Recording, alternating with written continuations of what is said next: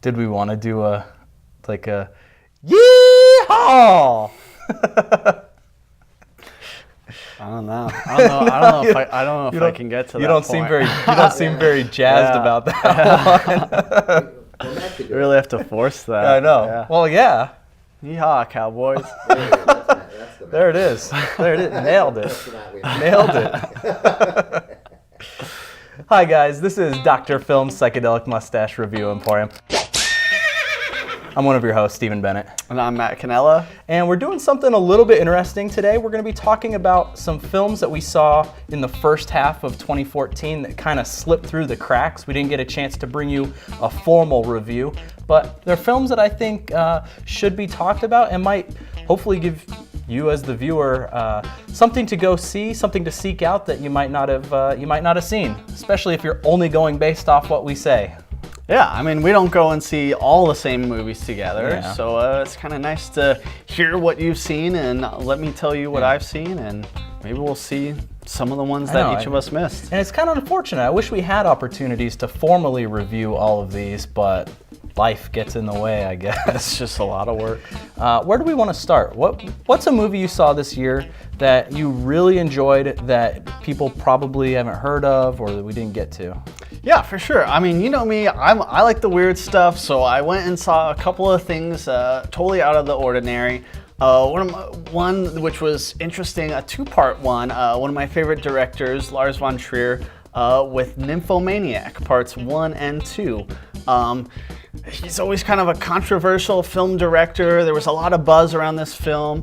And I think, it's worth seeing for people if they've never seen any Lars von Trier. That, his most popular have been recently Melancholia and Antichrist. And this rounds out kind of his trilogy of melancholy, as he calls it. So this one kind of takes Charlotte Gainsborough. She's a weird girl. We got Stellan Skarsgård in it, and who everyone will like is Shia LaBeouf in his most mature role that I've seen. It's weird, it's out there. Despite the name, I think it's really tastefully done and worth a watch if you've seen any of his films or not. So I haven't seen this movie. I don't know a whole lot about it, but the one thing I did hear quite a bit about this film was that it features penetration, which is not common for feature films. You said that was tastefully done? Is this something that churches should bust their congregation to? You know what? What's interesting to me is that I was expecting worse. I mean, I've seen worse in my life. I mean, if you're on the internet, you've seen worse, and a lot worse. So none of it bothers me. I mean, if you're not used to seeing anything like that, it might be a little bit much because we're just not used to seeing it in a theater setting with other people around us. But in a way, it's all a comment on sexuality and the reasons why we get with people. And one of the things that she says, Charlotte Gainsborough says all the time, is that in sex, love is the secret ingredient. So with that being a theme there, I think a lot of people might prejudge it as something that's just this romp of sexuality, and it's nothing like that. It really is getting into how we use sexuality, and so to me, this is refreshing that it dives into those types of themes. 2 parts, like I said, so pick both up on DVD if you can, Blu-ray or DVD. Maybe give the first one a try. No, yeah. Just get them both. I mean, you might as well get them both. I mean, if you're in for a dime, you're in for a dozen, I guess. Is that a saying even? I don't know. It is now. It is now. So what about you? What's something, that stuck out for you? Maybe not with full penetration, but... I mean, the one of the films I'd like to bring up is very similar to Nymphomaniac, is the Lego movie. Yeah, I heard if you liked both. No, it's interesting because we haven't done any animated film reviews yet, besides just the shorts that we did. And this is one that I'm kind of disappointed slipped past us because I thought the Lego movie was very good, very funny. They found inventive ways to use the Lego blocks and characters to represent different environments or situations In a way, it tries to sort of subvert the typical story of a children's film. It only does that to a certain extent because that is hard. It is a movie for primarily children, but it does make some intelligent decisions that are both funny and refreshing for this kind of film.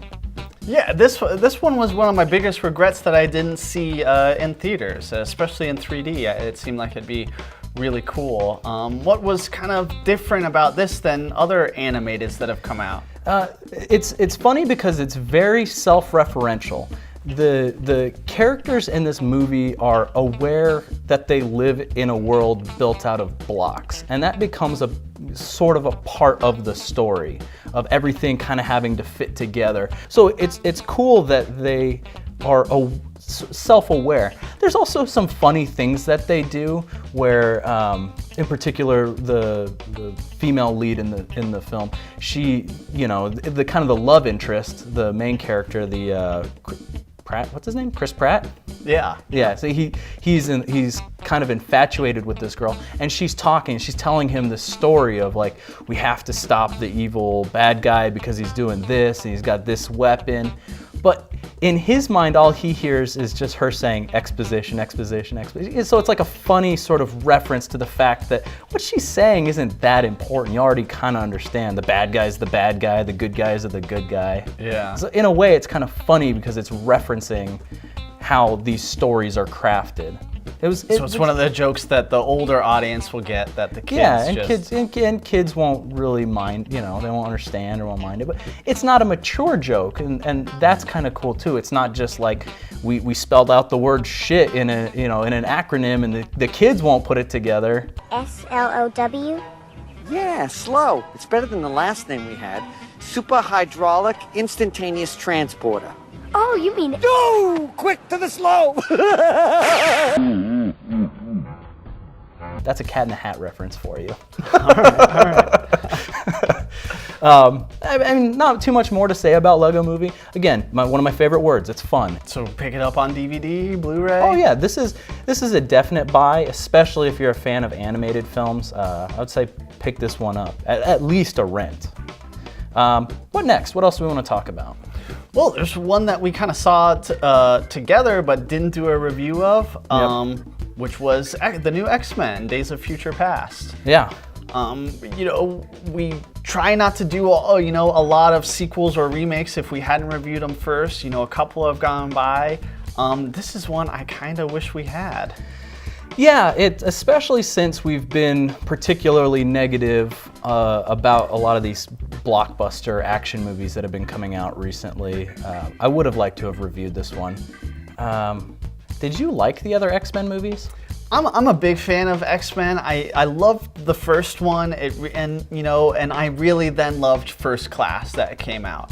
I like the franchise reset that they've done on this X-Men, and since Spider-Man, I think we're kind of entering into this new mature age of comic book films, kind of, a little bit taking out of the Batman films and how they added a certain realism. So I like that this is in that maturer range of comic book films.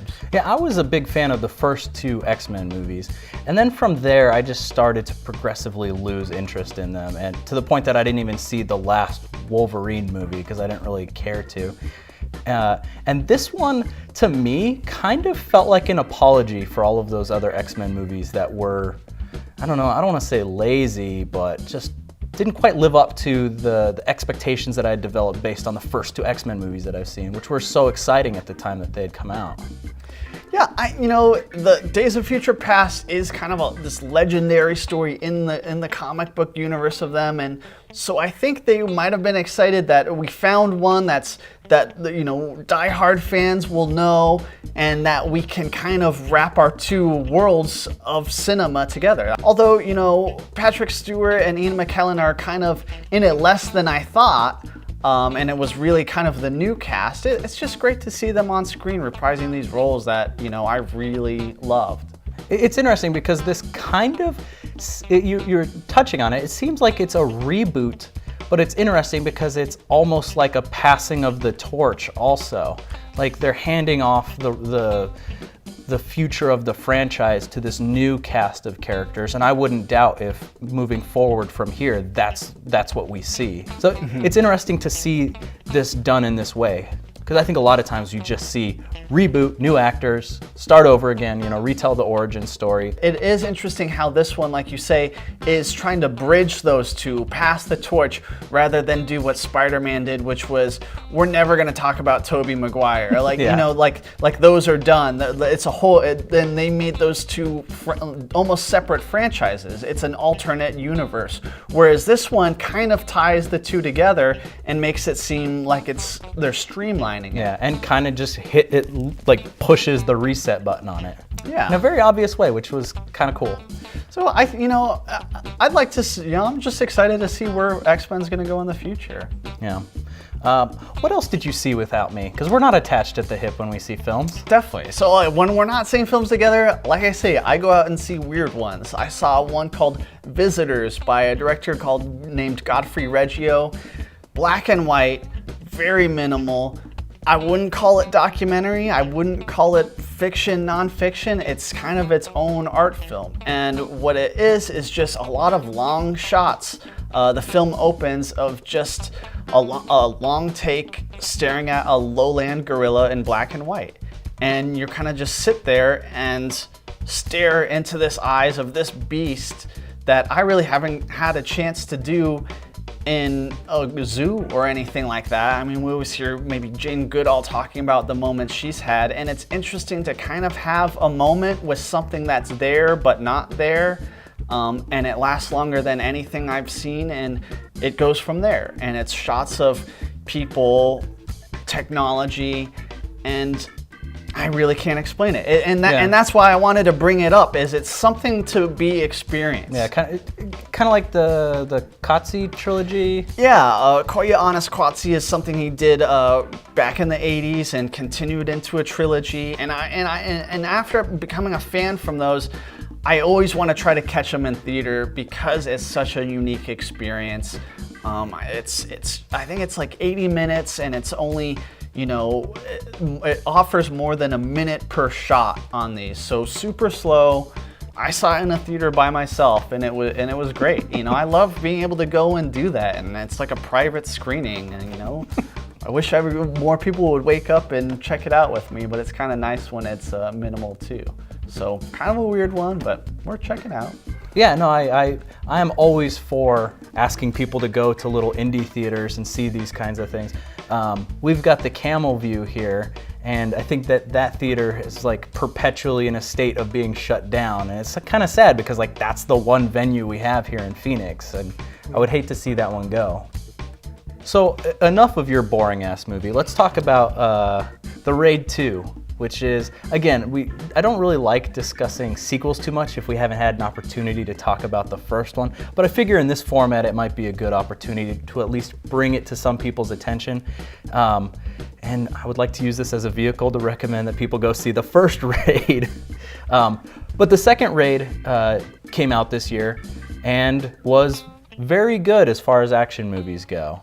Yeah, I know. I couldn't see it because it was subtitled and I can't read in the theater. That's typically my joke, you smart-ass son of a bitch. But no. I mean, I had heard good things about the first one, but kind of, like to have seen that before joining you for the second one. Yep. So for those of you that don't know, the Raid series it's a couple of Indonesian martial arts films.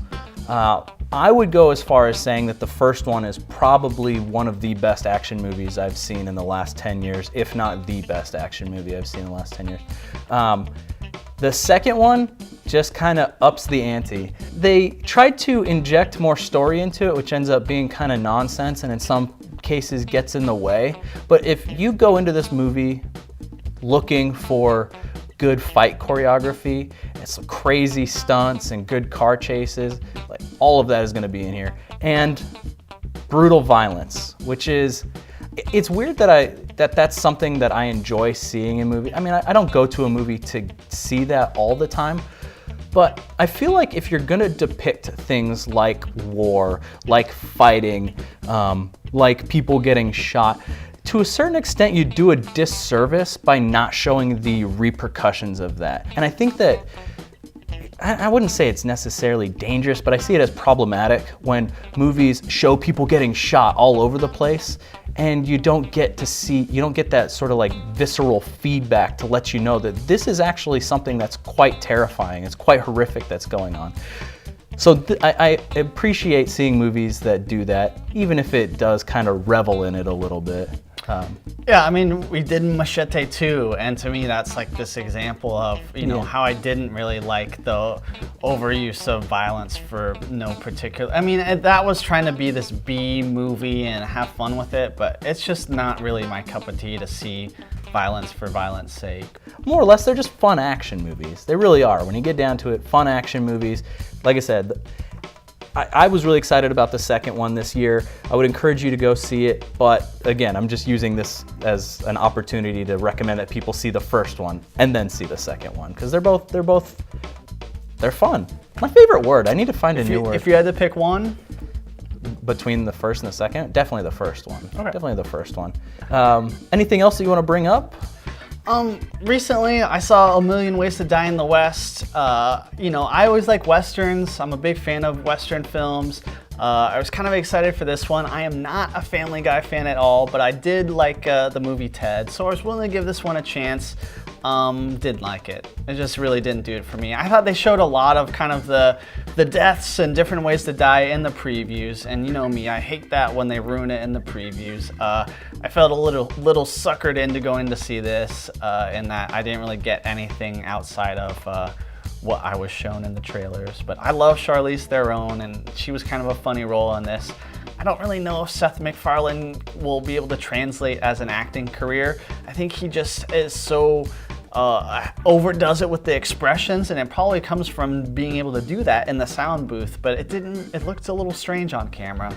I haven't seen it yet, and I kind of want to, although given your bad review of it, I'd say hold off it's probably on the DVD. It probably or is one of those something. ones that I'll just end up waiting until I can catch it on Netflix or something. And you know, I never see comedies in the theaters just because it ends up being what happened with this. I mean, I'm never disappointed.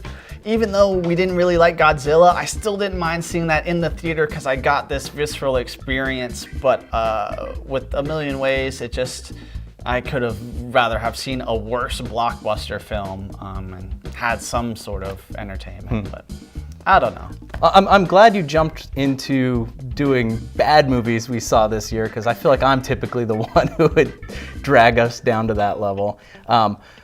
The worst movie I've seen so far this year that we didn't do a review of was Monuments Men. And this is a movie that if we were doing reviews of, I would have probably given 1 or 2 Volkswagen buses. That bad. Sounds harsh. I was really looking forward to this movie. I like George Clooney as an actor and as a director. I liked the majority of the cast that was in the movie. The subject matter was really appealing to me. This idea of going to war to save pieces of art, and art being the reason that we're in war, you know, like that pursuit of something higher than just surviving, being the reason that we're at war. Like these were all like elements that could have made for a great film, and the execution, like the final product, was just such a nightmarish mishmash of nonsense, and it's hard to put into words how bad this movie was. That's strange, because it seemed like it would be all right. So it's weird because it got slotted into January, and you would think a movie like this, a movie about World War II and soldiers and all these great actors, would be a December release. Like they would want to get it in time for the Academy Awards. But instead it got pushed into January, which tells me that even the studios probably thought like, That's interesting. And then sure enough, that's what you got in the theater, was a January release. Yeah, you know, it's nice that we've kind of passed that point. We're sliding into, the dead heat of summer blockbusters, and we'll get that little lull in August-ish until we get into Oscar season. Yeah, Oscar season. I don't want to leave us on a bad note. I'll bring up another film that I saw that you might actually hear something about at the Academy Awards, which is Dom Hemingway, which wasn't necessarily a great film. I think it had a lot of issues, but the thing that was really good about it was Jude Law in that film. I'm always a fan. Yeah, and fantastic performance from him in a way that I don't think you really have seen him before. Typically, I feel like we see Jude Law as the handsome British love interest in movies, and he's good at playing those roles in rom-coms and stuff. But this was him playing a much grittier, almost like a Guy Ritchie kind of bad guy character, but he's the protagonist of the film.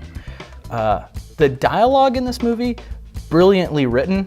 The story in the movie was an atrocious nightmare, which is funny. Like it's like the opposite of The Counselor. When we did the review of The Counselor, where I thought that story was brilliant, but I thought the dialogue was a nightmare. Yeah. This is like the reverse of that.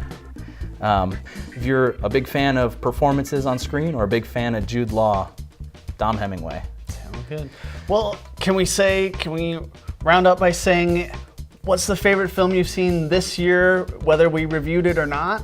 Yeah, we can wrap up that way.